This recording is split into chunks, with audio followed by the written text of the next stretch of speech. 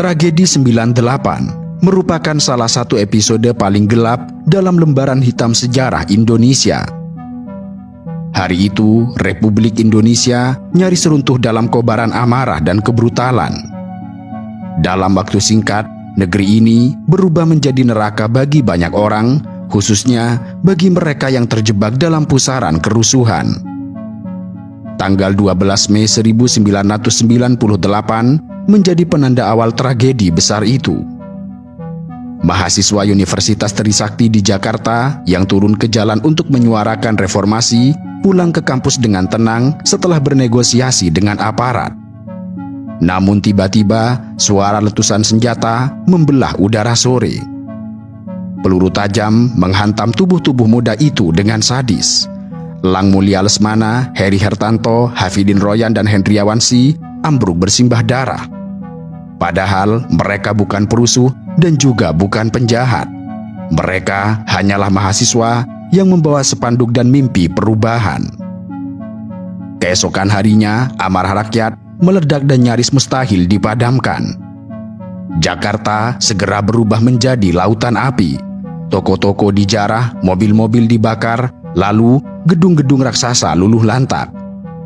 Yang sangat tragis, Mall Klender berubah menjadi kuburan massal, di mana ratusan orang yang terjebak di dalamnya tewas terbakar hidup-hidup dengan tubuh hangus dan tidak bisa dikenali. Aroma daging panggang segera memenuhi udara kota, mengeluarkan aroma kegetiran, keganasan, serta kegilaan yang sulit dilukiskan. Lalu, di sudut lain kota, massa yang kalap segera menyerang perkantoran milik warga keturunan Tionghoa. Tulisan milik pribumi dicoret besar-besar di kaca toko, sebuah upaya putus asa untuk selamat dari amukan. Tetapi nahasnya, bagi banyak keluarga Tionghoa, tidak ada lagi tempat yang aman. Mereka terkunci di rumah, mendengar jendela dipecah, mendengar api merayap, dan mendengar pintu diobrak dengan paksa.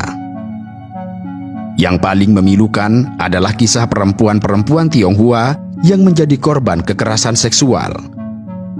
Di tengah kekacauan, mereka dijadikan sasaran kekejaman yang tidak pernah terbayangkan. Diruda paksa beramai-ramai, disiksa, bahkan ada yang dihabisi setelahnya. Laporan menyebutkan sedikitnya 168 kasus ruda paksa terjadi selama kerusuhan, sebuah noda hitam yang hingga kini masih meninggalkan trauma yang mendalam. Dalam hitungan hari, lebih dari 1.000 orang tewas.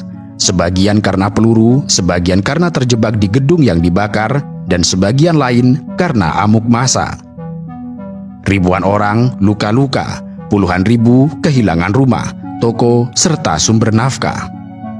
Sementara itu, mereka yang selamat tidak pernah kembali utuh. Mereka membawa luka batin yang amat kelam, juga ketakutan yang tertahan selama puluhan tahun. Banyak keluarga Tionghoa memilih mengungsi ke luar negeri, meninggalkan tanah air yang mereka cintai, tetapi saat itu menolak melindungi mereka. Dengan demikian, tragedi 1998 bukan sekedar kerusuhan biasa. Ia merupakan ledakan kebencian, kegagalan negara, dan kerapuhan sosial yang berpadu menjadi badai. Ia meninggalkan jejak luka yang sangat dalam, korban yang tidak mendapat keadilan, pelaku yang tidak tersentuh oleh hukum, dan sebuah bangsa yang harus menanggung trauma sejarah. Bagi generasi setelahnya, tragedi 98 adalah pengingat bahwa ketika keadilan diabaikan, ketika diskriminasi dipelihara, dan ketika kekuasaan membungkam rakyat, maka api bisa menyala dengan kebrutalan yang tidak pernah terbayangkan. Tragedi 98 yang memunculkan amuk massa yang mengerikan tentu tidak muncul secara tiba-tiba. Tragedi ini dipicu oleh serangkaian masalah serius yang telah menumpuk selama masa Orde Baru di bawah pemerintahan Presiden Soeharto. Pada akhir 1990-an, Indonesia dilanda krisis ekonomi parah yang menyebabkan harga-harga kebutuhan pokok melonjak dan pengangguran massal.